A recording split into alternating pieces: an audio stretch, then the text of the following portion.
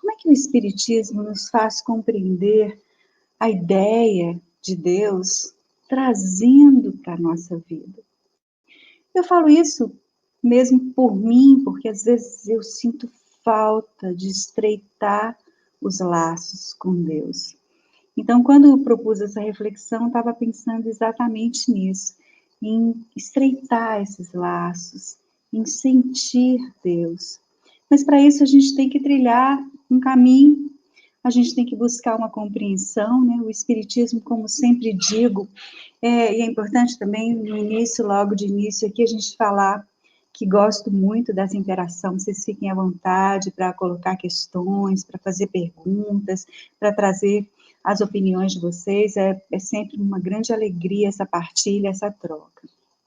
Mas o Espiritismo é uma doutrina que nos possibilita uma reflexão na vida fundamentada em aspectos que são muito importantes.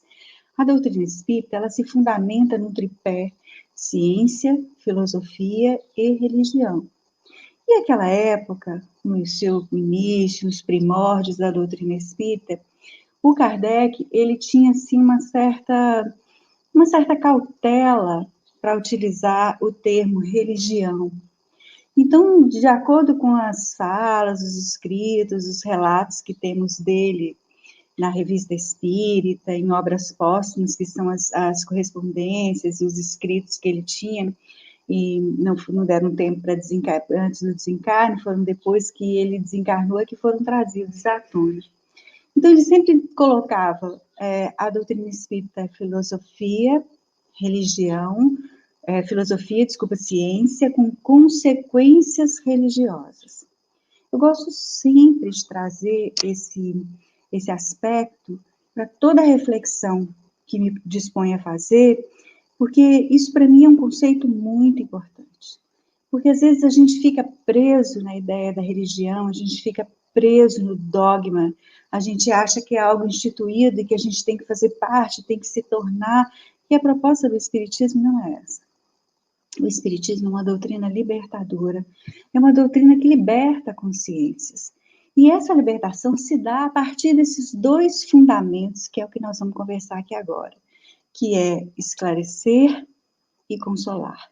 Esse é o princípio, o propósito, a finalidade da doutrina espírita, esclarecer e consolar.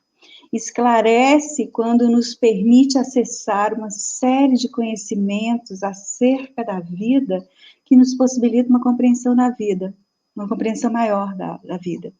Consola quando traz tranquilidade ao nosso coração, porque vamos compreendendo, e a partir dessa compreensão vamos aceitando, vamos buscando o sentimento da resignação como algo muito presente no nosso mundo íntimo.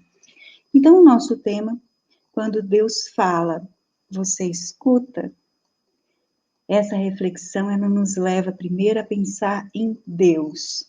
Quando falamos em Deus, aqui na doutrina espírita, nós vamos falar primeiramente do capítulo 1 do Livro dos Espíritos, aliás, a questão 1 do Livro dos Espíritos, em que Kardec pergunta, o que é Deus? Causa primeira de todas as coisas, inteligência suprema. Então, a partir dessa questão, a partir dessa proposição, dessa resposta dos Espíritos, nós nos posicionamos. Deus, inteligência suprema, causa primeira de todas as coisas. Então, a partir de Deus, tudo começou. Tudo vem dele. E ele é a inteligência suprema que rege os mundos. Quando Kardec pergunta aos espíritos, eu me atrapalho com esse cabelo aqui. Quando Kardec pergunta aos espíritos, ele não pergunta quem é Deus. Isso nos leva a compreender, por uma reflexão mais aprofundada, que Deus não é um ser humano, não é o velhinho de barba branca, não é o ser que comanda as marionetes que estão aqui reencarnadas. Deus é a inteligência suprema. E essa inteligência suprema, ela comanda o universo. Então, a gente vai ampliando a nossa visão de Deus e vamos entendendo que Deus ele não está circunscrito a uma forma humana. Deus tampouco está circunscrito a sentimentos humanos. E às vezes a gente faz essas associações.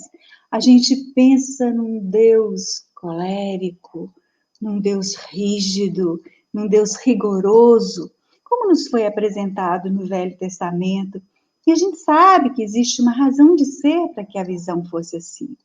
As pessoas ainda tinham muitas coisas a aprender ali naquela época. E a ideia de Deus, ela tinha que ser realmente uma ideia que trazia essa noção do rigor, da seriedade. Então ali nós temos Deus apresentado como um ser bastante rigoroso. Um pouco mais à frente, Jesus vem nos trazer a ideia de Deus, Pai. Um pai que socorre, um pai que acolhe, um pai que protege, um pai que cuida. E a gente tem acesso aqui hoje no Espiritismo na ideia do Deus Pai, que colhe, que acalenta, que protege, que ampara, mas de um Deus justo. Um Deus justo que quer ver os seus filhos caminharem com as suas próprias pernas, que quer que aprendamos a direcionar e a construir os nossos caminhos. E é isso que nós vamos estar conversando aqui hoje. Mas aí a gente vai um pouquinho mais para frente da questão 1 e vamos ver a questão 10, em que o Kardec pergunta aos espíritos: pode o ser humano compreender a natureza íntima de Deus? Bom, eu posso entender que existe Deus. Basta eu olhar para fora, eu ver a sua obra. Aliás, no livro A Gênese, ele vai fazer, tem um capítulo todo destinado a Deus, capítulo 1 ou 2, se não me engano, e ele vai nesse capítulo apresentar a ideia de Deus e vai nos trazer algumas coisas bastante interessantes para reflexão. Por exemplo, todo efeito tem uma causa. Todo efeito inteligente tem que decorrer de uma causa inteligente. Então, quando a gente olha para a criação de Deus, quando a gente olha para o universo, quando a gente olha para uma planta, eu tenho um aqui à minha frente, quando a gente olha para a natureza, para as coisas tão perfeitas, a gente pensa, bom, esse é o efeito. Qual é a causa? Para um efeito dessa natureza, tem que ser uma inteligência superior, porque o ser humano, por mais que seja detentor da inteligência, ele não consegue reproduzir as coisas que existem no mundo e que são criadas por Deus. Então a gente compreende que nós podemos perceber a presença de Deus. Nós podemos compreender que ele existe a partir deste axioma.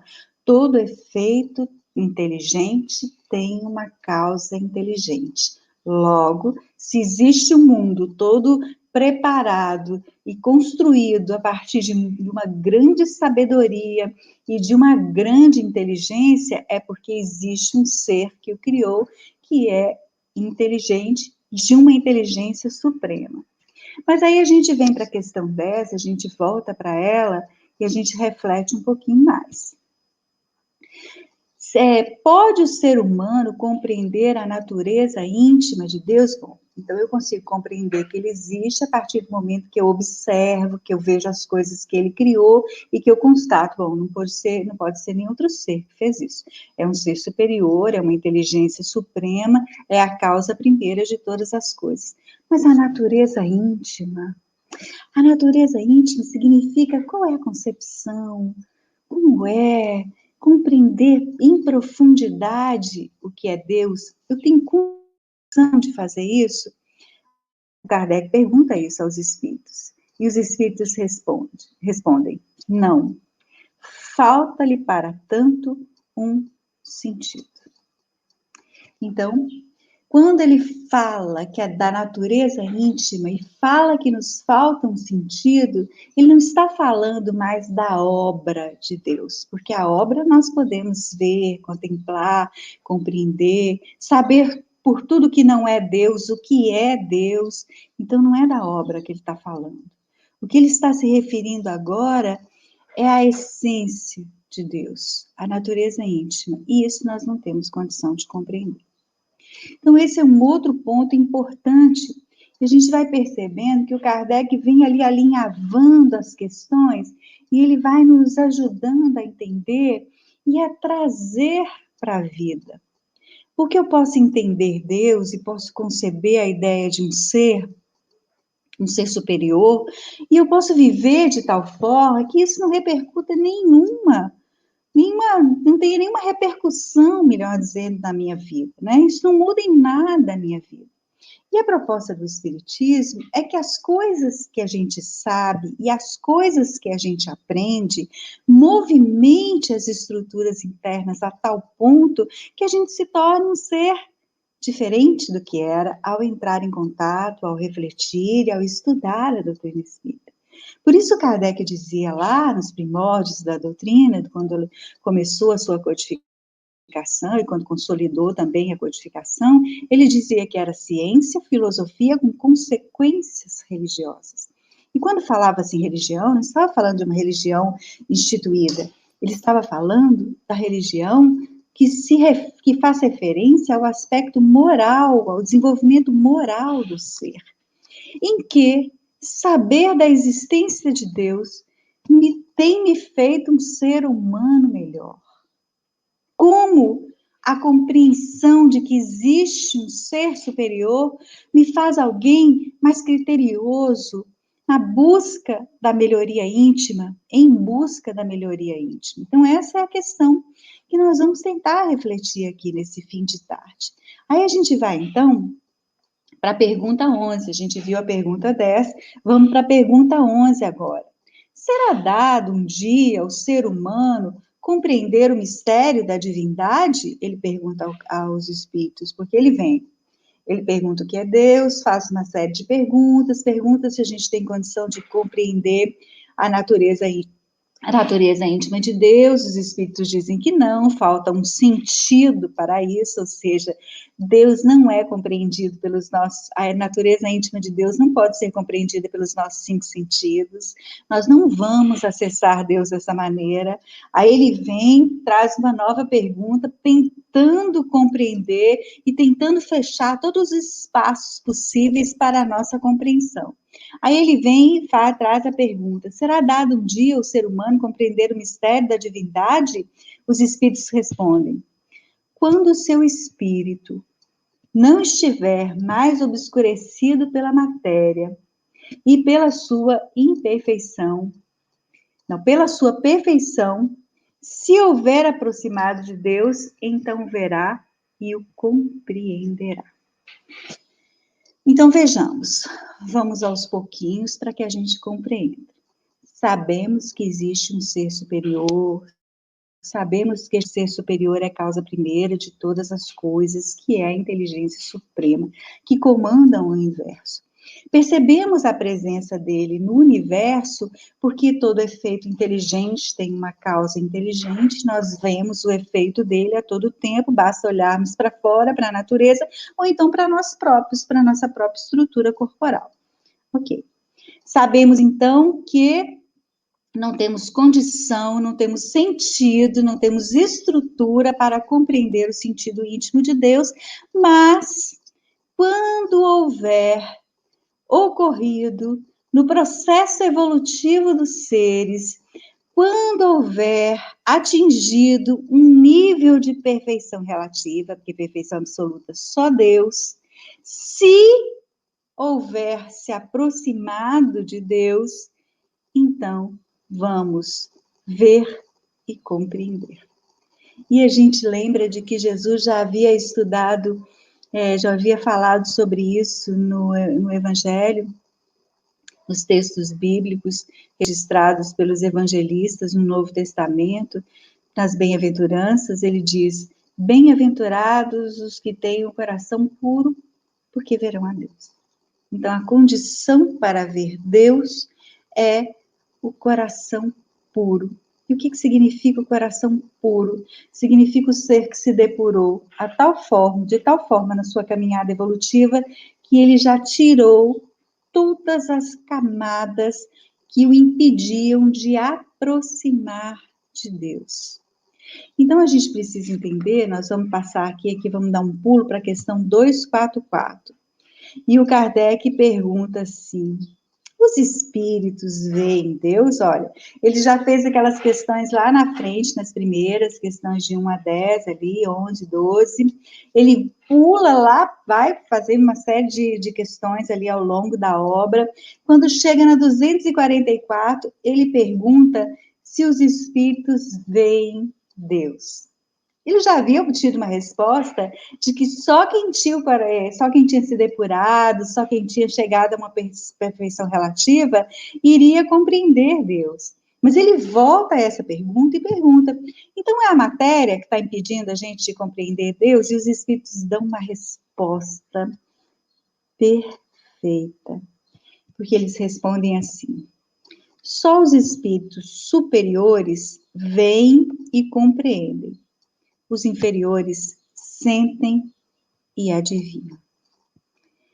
Sentir quando Deus se manifesta, perceber a presença de Deus pelo sentimento e adivinhar é algo que os espíritos inferiores podem fazer. Então vamos conversar.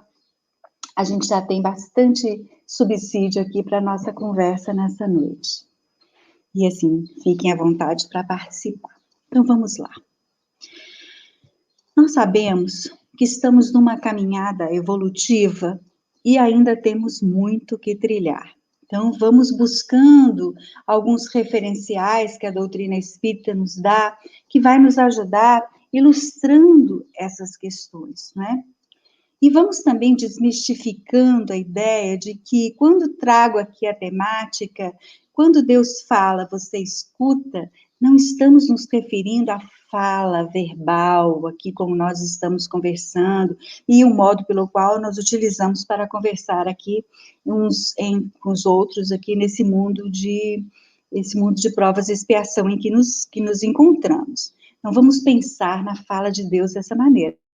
Aliás, isso é um ponto que eu gostaria muito de destacar, queria muita atenção de vocês. Vamos entender, ou vamos tentar entender hoje aqui, nesse fim de tarde, como é a fala de Deus. Nós sabemos que não é mais como a ideia que é passada no Velho Testamento, porque na visão deles, Deus se apresentava ali como um ser e falava. Ele conversava com eles várias vezes, isso aconteceu, tanto com os profetas ou com quem não era profeta. Começa com Abraão, quando Deus se apresenta para ele e fala uma série de coisas, e Abraão estabelece uma ligação tão íntima e de tanta fidelidade com Deus, que ele chega a dar o testemunho, o maior testemunho que um ser humano pode dar, de levar o seu filho, o único filho, que foi concebido depois que a mulher e ele já estavam bem mais velhas, e que tinha sido uma promessa de Deus e uma grande alegria na sua vida, ele leva o filho ao sacrifício. Então, a ligação de Deus com Abraão era uma ligação muito intensa, e Deus tinha em Abraão um ser extremamente fiel.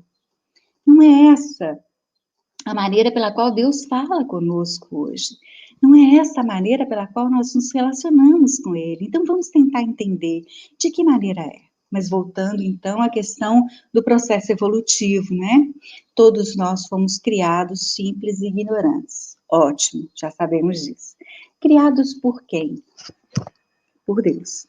Por um ser superior, cuja existência nós não temos dúvida, porque todo efeito inteligente tem uma causa inteligente. O efeito inteligente somos nós próprios, nessa estrutura corporal que temos e na estrutura espiritual também. Então, não resta dúvida de que existe um ser que criou. Nós não fomos criados, autocriados, não surgimos do nada. Houve um criador, houve um princípio.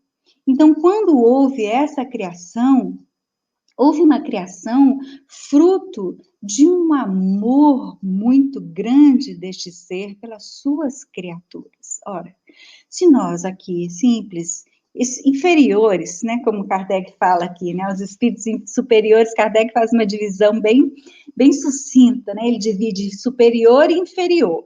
Aos espíritos superiores é dado compreender e conhecer a Deus, aos inferiores adivinhar e sentir. Ótimo. Nos colocamos, eu pelo menos me coloco na posição dos inferiores, porque não consigo compreender, muito menos acessar Deus de forma direta. E tenho certeza de que no mundo de provas e expiações nós não vamos encontrar muitos espíritos superiores. Então vamos lá, estamos na categoria dos espíritos inferiores, nessa divisão bem sucinta que Kardec faz entre superiores e inferiores. Ele usa outros tipos de escala, mas aqui nessa questão os espíritos apresentam essas duas categorias, superiores e inferiores. Os espíritos que estão encarnados no planeta Terra se encontram na categoria dos inferiores, porque ainda tem muito que avançar.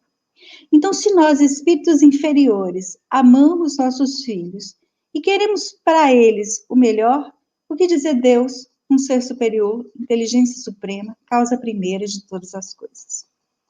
Deus ama infinitamente seus filhos. Ah, mas então por que a gente tem que passar por tantas coisas? Se ama, por que o castigo? É porque a gente erra? Então, precisa entender isso para a gente sentir Deus em nós. Sentir Deus falando conosco. A gente precisa entender que no processo evolutivo dos seres, nós só vamos caminhar no dia com autonomia, no dia que andarmos com as nossas próprias pernas. Não faz sentido pensar num ser que é bom, mas que também é justo, que privilegiasse a todos e desse a todos uma característica e uma condição de superioridade que não foi conquista própria. Então, esse é o primeiro conceito que a gente quer trazer aqui para a nossa reflexão e que é muito importante. Nós estamos empreendendo uma caminhada onde somos os escritores, os construtores da nossa vida.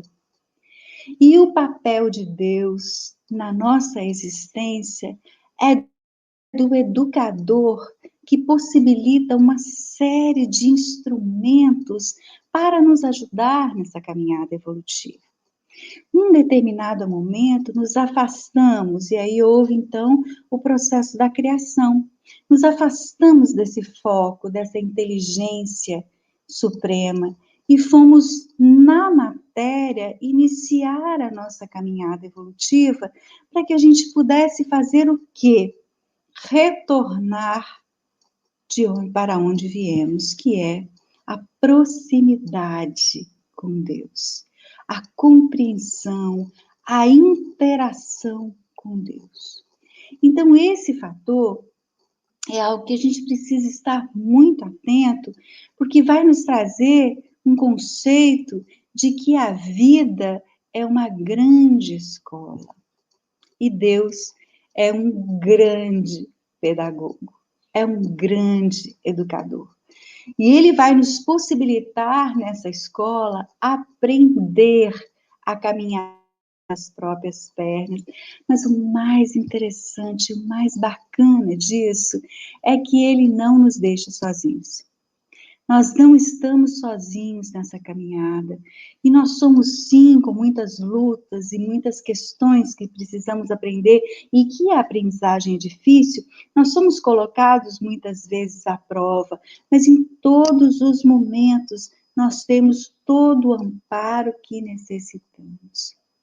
Mas para isso, para que a gente possa compreender o amparo, a gente precisa entender como que isso chega de nós. Como Deus nos fala. Como Ele vem até a nossa estrutura psíquica para se mostrar presente, para nos dizer, olha, vamos, levanta, você não está sozinho. Aí a gente precisa ter um conceito extremamente importante e oportuno, que é, nós estamos mergulhados no amor de Deus. Então, Deus, Ele não está distante de nós. Nós estamos nele. Então, nós não precisamos ser muito evoluídos para ele saber o que está dentro de nós. Ele sabe o que está dentro de nós. Ele sabe os nossos pensamentos. E o nosso ser, ele se manifesta na vida a partir de 3 circunstâncias: sentir, pensar e agir. Então, eu sinto, aquele sentimento se transforma em pensamento e o pensamento se transforma em ação. Assim nós vamos vivendo em sociedade, vamos aprendendo aquilo que temos que aprender, vamos construindo aquilo que tem que construir, e como estamos imersos neste amor e nessa estrutura divina, ele vai perceber todas as nossas movimentações, sentir, pensar e agir. Então, quando nós estamos falando da prece, Marcos tinha falado no começo que achava que era em referência à prece esse tema, não necessariamente, mas a gente vai estar falando, é claro, a prece é um dos meios pelo qual nós falamos com Deus. Então, quando nós pensamos na prece, como é que funciona a prece? A prece nós vamos entender que nós estamos mergulhados no amor de Deus e nós estamos também mergulhados no fluido cósmico universal, que é a matéria elementar primitiva do mundo que nós vivemos. Então, todas as vezes que nós pensamos, sentimos, nós movimentamos o fluido cósmico universal, e esse fluido cósmico universal é capaz de levar o nosso pensar, o nosso sentir, aonde nós destinamos. Assim funciona a prece. Então, quando nós fazemos uma prece, nós estamos movimentando esse fluido cósmico universal, a matéria elementar primitiva, e essa movimentação ela vai chegar ao seu destino. Então, é interessante, importante, porque a gente precisa saber na hora de fazer a prece aonde anda o nosso pensar e o nosso sentir. Então, a prece, ela pode ser horizontal, é quando eu faço preces fixada nas coisas que dizem respeito à minha vida material. Ai, Senhor, me ajude a ter o dinheiro que eu preciso, me ajude para o meu filho passar na faculdade, me ajude a passar num concurso. Então, que tipo de prece é essa? É uma prece porque há uma movimentação a partir do sentimento que temos e das ideias, do pensar e do sentir, há uma movimentação do fluido cósmico. Mas essa movimentação se dá em que direção? Na horizontal. Ela não sai daqui. Então, ela vai estar entrando em contato com tudo que está no mesmo nível que nós, no mesmo patamar vibratório. Porque nós vivemos mergulhados nesse fluido, e a movimentação desse fluido nós chamamos de vibração. E essa vibração, ela é capaz de atingir altos patamares, baixos patamares, ou patamares que estão nivelados com aquilo que sentimos e pensamos. O outro tipo de prece é a prece vertical. É quando nós deixamos de lado todas as nossas preocupações. Nós nos esquecemos de tudo que diz respeito às nossas dúvidas, os nossos anseios, as nossas preocupações aqui na Terra, nos despimos disso e buscamos o que é superior. Então, quando estamos fazendo uma prece e ela se verticaliza, nós estamos fazendo a prece abrindo o nosso coração, sem fórmulas, ritos, estamos simplesmente buscando a essência divina e buscando a conexão com este ser superior, que é Deus. Essa é a prece vertical. Todas as vezes que nós oramos, e nessa oração nós conseguimos fazer o exercício da verticalização no nosso pensar, do nosso sentir, nós vamos receber uma resposta. Poxa, Silvana, alguém pode dizer, mas eu estou fazendo prece há tanto tempo e ainda não consigo. Aí é que está o ponto dessa nossa reflexão de hoje. É porque às vezes a gente não consegue ouvir o que Deus está nos falando. Algumas vezes é porque nós não queremos ouvir. E como aquelas crianças, assim, bem birrentas, a gente ouve da vida aquilo que a vida vem nos trazer como sendo importante, necessário para o nosso aprendizado, e a gente tapa os ouvidos, como as crianças fazem, né? A gente vê muita criança fazendo isso, tapa os ouvidos, não quero ouvir, não quero ouvir, não quero ouvir. Às vezes a gente faz exatamente isso. A vida nos traz o apelo de crescimento e a gente não quer ouvir. Então essa é uma situação corriqueira. Em outras vezes, a gente realmente não escuta, porque a gente não para ouvir. A gente não para observar. A gente não para sentir. Olha o que os espíritos disseram a Kardec. Eles disseram que os espíritos superiores veem e compreendem a Deus. Os inferiores sentem e adivinham. Sentir é quando algo interno acontece. Eu sinto Deus quando algo dentro de mim vem, inflama e toma conta. Às vezes as pessoas descrevem experiências belíssimas de encontro com Deus que aconteceram no campo interno. Então eu sinto quando está dentro de mim. Mas esse negócio de adivinhar, Silvana, o que é isso? Como é que a gente pode entender isso?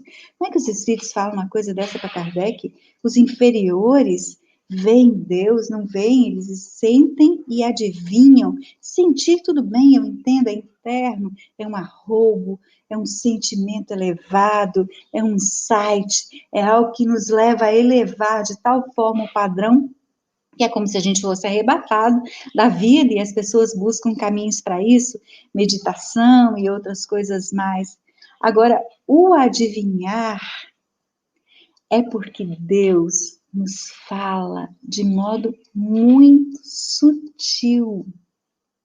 E Ele utiliza as pessoas que cruzam o nosso caminho e ele se revela, mas ele não se revela de forma estrondosa, retumbante, como a gente vê lá nas histórias do Velho Testamento. Ele se revela de modo sutil e utiliza para isso pessoas, circunstâncias, coisas, leituras, histórias. Mas para que a gente possa ouvir Deus, a primeira coisa que a gente tem que fazer é silenciar. Então, diante de um turbilhão de emoções, diante de situações que nos colocam à prova, vamos lembrar que a gente está num processo educativo e Deus é um grande educador e Ele nos permite viver experiências que são experiências chaves para o nosso crescimento espiritual. Então, quando a gente está vivendo um momento muito difícil e um momento muito de teste na vida, um momento de teste de extrema significado, de extremo significado, de extrema significação na nossa vida e a gente não consegue silenciar. Às vezes a gente faz oração, Senhor, mas aquilo não passa da boca para fora. Às vezes a gente pega um livro para ler e aquilo não entra. E muitas vezes, não raro, esses recursos, tanto a leitura quanto a prece repetitiva, a prece que nós vamos fazer sem pensar, sem sentir, esses recursos, eles são propositalmente o que vai nos desviar de ouvir o que Deus está querendo nos dizer. Porque para que a gente possa fazer isso, para que a gente possa ouvir o que Deus está querendo nos dizer, a gente tem que abrir mão de tanta coisa. A gente tem que abrir mão das nossas verdades. A gente tem que abrir mão daquilo que a gente acha que é, e tem certeza, e vive, luta. Não estou querendo dizer que a gente não tem que ter conceitos, princípios, mas eu estou querendo dizer que às vezes a gente precisa parar, respirar profundamente, buscar uma serenidade interna e conversar com Deus na intimidade do ser, como se fosse um amigo muito querido. O que o Senhor está querendo me dizer? Estou querendo, não estou conseguindo. Não estou conseguindo entender. Tem alguma sinalização? Alguma coisa está sendo dita, algo está acontecendo, mas eu não estou conseguindo entender. Isso é uma prece. Mas não adianta só fazer a prece. A gente precisa fazer a prece e ficar atento à resposta. Porque às vezes ela nos vem dos lugares que a gente menos espera. E eu me recordo de uma experiência que eu sempre conto, porque é uma experiências de vida da gente, elas ajudam a gente a assimilar o que o conceito, o que a lição está querendo trazer. E as experiências, elas são vivências daquilo que a gente está tentando trazer como ensinamento. E num determinado momento, eu me casei, morava com o meu pais, então a gente, num determinado momento, nós resolvemos sair da casa deles, dos meus pais, e ter a nossa própria casa, eu e meu marido. E aquilo trouxe muitas inquietações. Será que é certo? Será que a gente não tem que ficar? Será que a gente deve mesmo ir? E aquilo ficou ali fervilhando no nosso mundo interno por um bom tempo. Até que um dia a gente chegou no apartamento que a gente ia morar, e ali tinha chegado um móvel, um armário que a gente tinha comprado, e nós compramos esse armário numa loja lá em Minas Gerais, e essa loja, ela tinha por hábito trazer nas caixas dos seus móveis, das coisas que eram vendidas lá, frases do Velho Testamento, do Novo, frases da Bíblia. E aí, então, quando eu cheguei no apartamento, aquela angústia, aquela aflição ali de querer saber se era isso mesmo, se estava certo, se não estava escrito em letras enormes: não te arreceis, Deus estará convosco onde fores.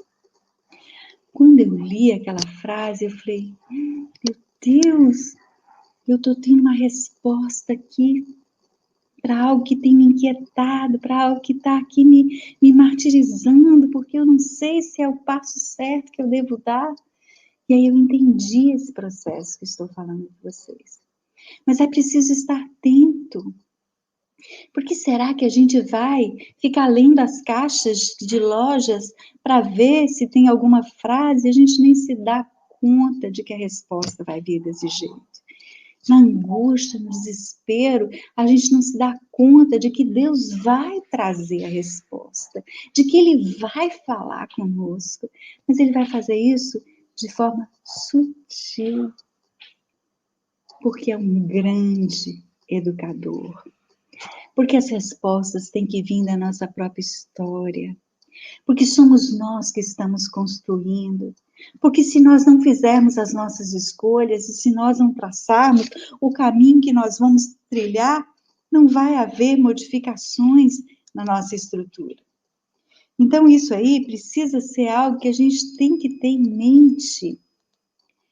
Deus vem nos trazer respostas, mas vem nos trazer respostas que não nos impeçam de caminhar e de fazer as escolhas que são muito importantes para a nossa vida.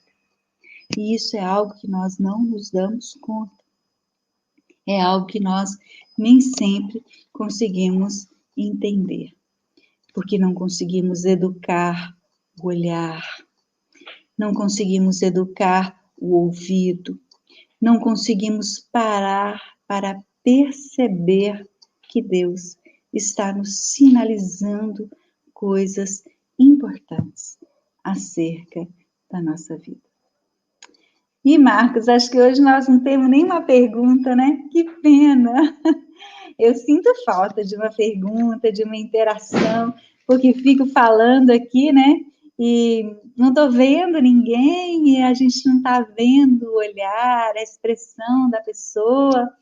A gente, e ainda mais que quando está falando, eu não estou vendo nenhum dos comentários que vocês estão fazendo, porque eu fico aqui nessa parte e não vejo. Bom, mas é uma pena, né, que não tenha nenhuma uma colocação aí, nem algo que possa estar nos ajudando aqui nessa reflexão.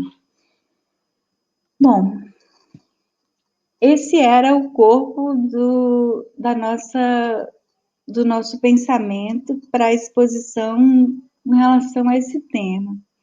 Importante que a gente reflita sobre a necessidade de estarmos atentos.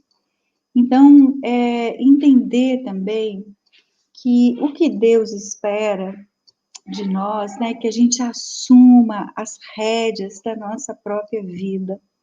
Aí a gente vai buscar lá aquela passagem, lá no Evangelho, que quando lançar mão do arado, não olhe para trás, diz Jesus lá nos seus ensinamentos, que eu não registrei aqui qual que é o versículo, nem o evangelista que faz isso, traz essa fala do Cristo. Mas essa fala é muito interessante. Então, lançar mão do arado. O que é o arado? O arado é uma ferramenta de trabalho. E o arado, ele vai sulcar, ele vai preparar a terra para o plantio. Arar é trabalhar.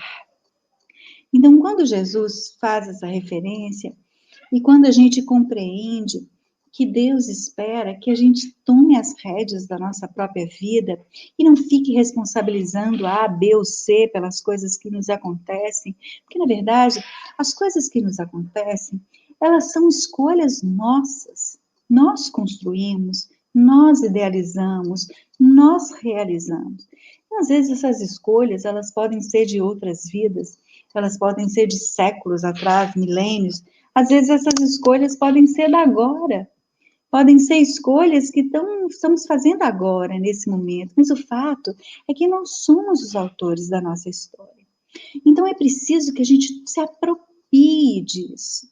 E vai eliminando da nossa história um mecanismo de defesa, que é um mecanismo de defesa do ego, que foi estudado por Freud e por outros tantos aí, estudiosos da mente humana, que se chama projeção, que é quando eu projeto no outro aquilo que eu não dou conta de assimilar em mim.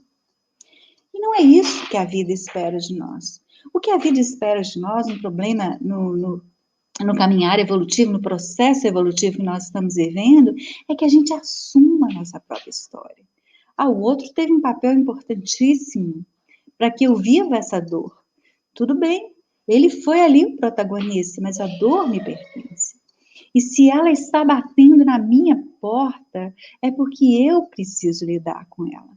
Eu não sou um pobre coitado, uma vítima do destino, da vida, da situação do outro, que é um carrasco, e eu sou a pobrezinha, a vítima, o pobre coitado, que sou alvejado o tempo todo por esse outro que quer me prejudicar. Eu sou o autor da minha própria história. E se a vida me traz uma situação dessa, de teste, de dificuldade, e o outro é instrumento, e vamos lembrar na vida como uma escola, e Deus como um grande pedagogo, um grande educador, vamos lembrar que o outro é um instrumento. Ele vai ser só uma ferramenta do ensino. Mas o ensino, ele me pertence. O aprender é uma necessidade minha. Eu preciso aprender coisas que eu ainda não assimilei. E o outro é um instrumento que vai se encaixar na minha necessidade de aprendizado.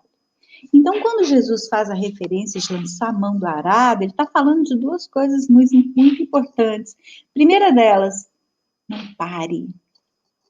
A vida é movimento. O que para enferruja, o que para estraga, o que para ele vem e traz uma série de problemas ali, porque vai se deteriorando. A vida é movimento, a vida é trabalho, não tenhamos dúvida disso. Nós não reencarnamos para uma estação de férias, nós reencarnamos para vencer as dificuldades e lançar mão do arado e nos dispor ao trabalho, nos dispor à ação. Tanto que os ensinamentos do Cristo, uma boa parte deles, ou quase todos, eles são dados a partir de verbos. Batei e a porta se vos abrirá. Pedi e será dado. Batei, pedi, batei. Então, esses são verbos que nos fazem entender que a vida nos pede ação, movimento. Ninguém veio à vida, reencarnou, para realizar uma etapa importante do seu processo evolutivo, para ficar paradinho, esperando as coisas acontecerem. Ai, que bom, nós temos uma participação aqui. É muito importante essa reflexão, a Aline está falando, mas penso quantas vezes nós não nos conectamos verdadeiramente com Deus e fazemos preces mecânicas, muitas vezes. Você sabe por quê, Aline? Muito importante essa sua colocação. Você sabe por quê, querida? Porque a gente tem medo. A gente teme e a gente foge. E todos os recursos que nós podemos utilizar para fugir daquilo que é realmente importante para a nossa história espiritual, porque não estamos falando da nossa vida material, estamos falando da nossa vida espiritual. E às vezes o que a vida nos pede não é fácil de fazer. E a gente não quer fazer. A gente, espírito, sabe da necessidade, a gente próprio programou, a gente pensou, e sabe da importância disso. Quando a gente dorme, o corpo se afasta o espírito se afasta do corpo, a gente entra em contato com os espíritos, muitas vezes eles puxam a orelha, a gente acorda com aquela sensação de, ai, estou fazendo tudo errado. Mas aí a pouco vem logo o medo e a gente acaba se esquecendo do que foi proposto. E a gente não quer entrar em contato com algumas verdades. A gente não quer lançar a mão do arado e não olhar para trás. A gente não quer se dispor a trabalhar internamente na melhoria íntima, sem olhar para o que passou. Muito bom, Marcos, vamos lá. Você consegue passar para mim aqui as participações? Você quer entrar? Pode entrar para poder falar. A Maria diz, porque tem dias que quando estou orando, choro muito, por que será? E às vezes quando estou ouvindo algum hino, sigo tal, tão forte, choro. É porque, Maria, você está mexendo no campo do seu sentimento. E quando a gente está mexendo no campo do sentimento, a gente está abrindo esse campo, e isso faz com que a gente se sensibilize diante da vida. Na verdade, a oração, às vezes, ela é vista por nós como se estivéssemos sendo frágeis, vulneráveis. Mas, na verdade, não somos frágeis e vulneráveis. Ninguém é forte. A gente está aqui num caminho, numa busca de crescimento espiritual. Estamos todos no mesmo barco. É claro que cada um numa condição evolutiva diferente, cada um na forma de perceber a vida, cada um na maneira pessoal de poder encarar as coisas que acontecem. Mas nós estamos todos no mesmo barco. Não há aqui ninguém melhor do que ninguém. Existem aqueles espíritos que reencarnam em caráter missionário? Sim, existem, e eles se destacam na multidão. Logo, eles se destacam e doam e fazem da sua vida uma grande doação. Esse não é o nosso caso. Nós aqui estamos lutando contra as coisas que trazemos dentro de nós e que nós ainda não assimilamos.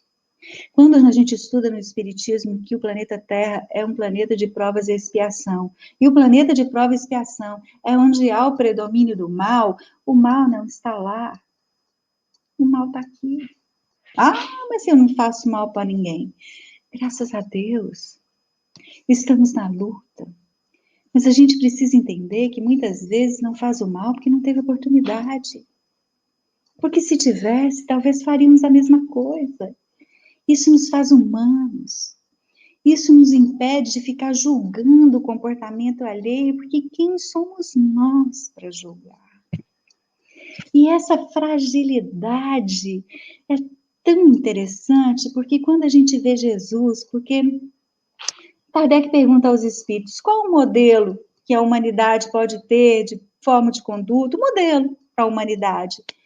Os espíritos respondem de forma objetiva, vede Jesus. Jesus é o modelo. É um modelo do que nós devemos ser. E qual é a essência de Jesus? A essência de Jesus é a verdade. A essência de Jesus é a construção interna. Não vamos entrar em questões moralistas, porque às vezes a gente fica tão preso ali nas questões moralistas que a gente não vai na essência. Jesus, se tinha que dizer aos fariseus que eles eram hipócritas, ele dizia, hipócritas, sepulcros caiados, brancos por fora e podres por dentro. Então, Jesus é o exemplo da inteireza. Jesus é o modelo e nós estamos a quilômetros de distância dele. E quando Jesus estava na cruz, ali sofrendo todas as aflições e o martírio da cruz, ele diz, Pai, por que me abandonaste? O que Jesus estava querendo dizer? Estava querendo dizer que ele é filho. E filho é frágil. Por mais que já tenha alcançado o patamar evolutivo superior. Nós ainda estamos a milhões de distância de Jesus e queremos nos fazer mesmo acreditar, porque às vezes é com a gente mesmo, que a gente é forte. Não somos. Somos frágeis. Precisamos uns dos outros, precisamos do apoio. A Maria pergunta, quando a gente acha que em algumas situações Deus não nos ouve ou atende, pode ser decorrência de falta de merecimento nosso? Maria, ótima pergunta, meu amor. Muito obrigada por essa pergunta. Não é falta de merecimento. É porque a gente não consegue entender o que é preciso.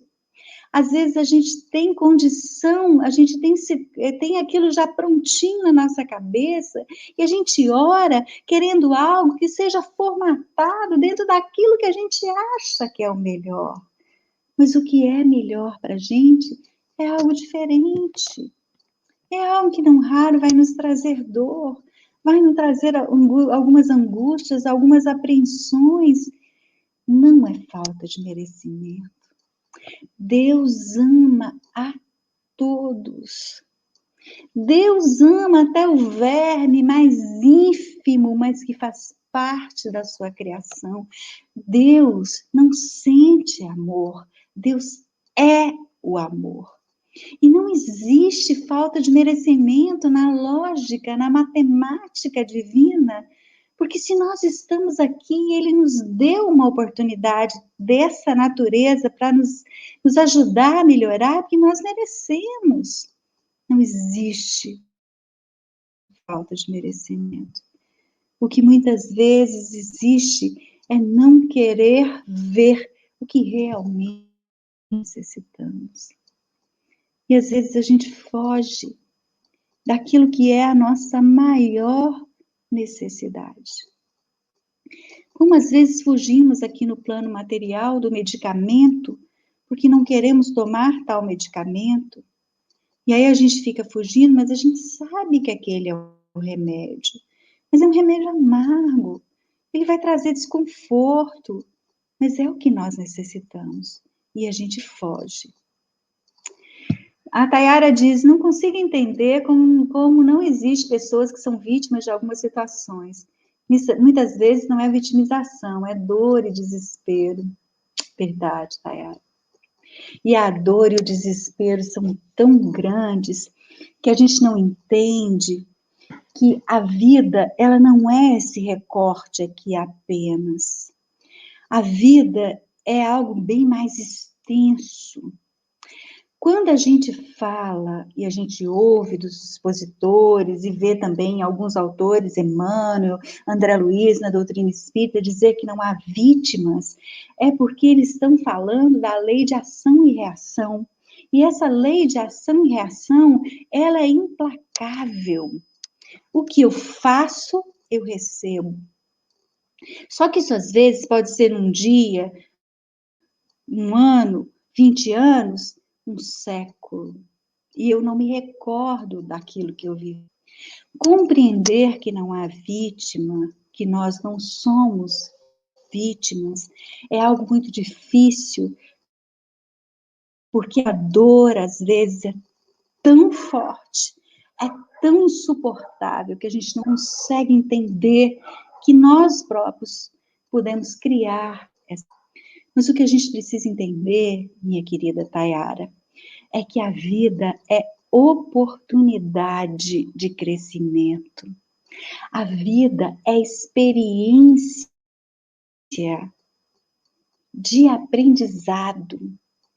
Quando a gente se refere ao fato de não haver vítima, nós não estamos desconsiderando a dor que o outro sente. Porque a dor é atroz, mesmo não sendo vítima. O que nós estamos querendo dizer é que existe uma razão de ser para que essa dor se instale. E muitas vezes, essa dor que tanto nos atormenta e desespera é uma colheita de algo que foi plantado por nós próprios. Entende? Mas não é um aprendizado fácil mesmo, não. Não vou fazer passar pano, como dizem os jovens hoje, dizendo que é fácil, porque não é. É dificílimo. Viver não é fácil. Crescer não é fácil. Aí a gente vê lá na música do Tim e Vanessa, né, a dupla de cantores espíritas lá de Minas Gerais, e na poesia, na suavidade da poesia, eles falam: viver é crescer e crescer é sofrido. É bem isso. Não estou aqui dizendo, meus queridos e minhas queridas que estão nos ouvindo aqui, que é fácil. Não estou dizendo que é simples. Não é fácil, não é simples. Ter consciência disso não vai nos tirar a dor, não vai nos tirar o desespero, não vai nos tirar as situações dificílimas que nós vivemos, e só nós sabemos que vivemos. Porque só quem vive sabe. Por mais que o outro partilhe conosco, a caminhada evolutiva do ser é solitária. Por isso Jesus dizia: entrai pela porta estreita, só passa um. Não estou dizendo que é fácil, mas ninguém está sozinho.